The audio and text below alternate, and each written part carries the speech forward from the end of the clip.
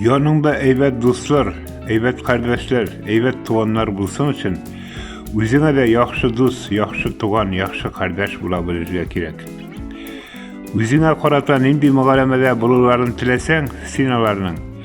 Olarga da karata da şunday yok mugaleme kıl. Bu özüne tutunun o altın kagidesi. Eğer sen yakınlarının, dostlarının, tanışlarının seni aldamalarını tilesen, sen de onlarını bir koşunda aldama. Eğer onların seni rencitlerini tilemesen, sen de onlarını rencitme. Naşar, bozuk sözler aytılarını tilemesen, sen de onlarga naşar söz etme. Yakınlarının, dostlarının sana karata dırfalık kürsatülerini tilemesen, özün bir koşunda dırfa bulma.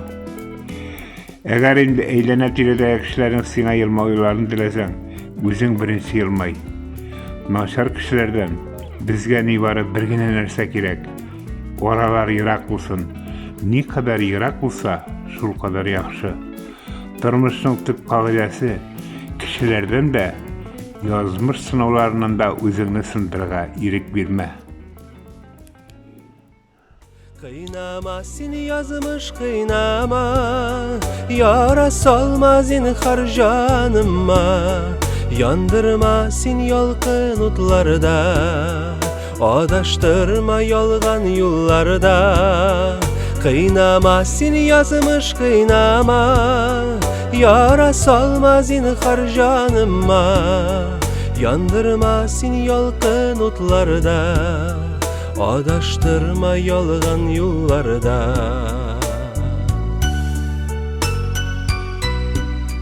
Bir ağır bulsa da tuz yürek, kirek bitsin eli bir kirek. Sen tuzsen bir gelip yaşar biz, yaşın bulup kukta yaşınar biz. Kıynama seni yazmış kıynama, yara salma zinhar canıma.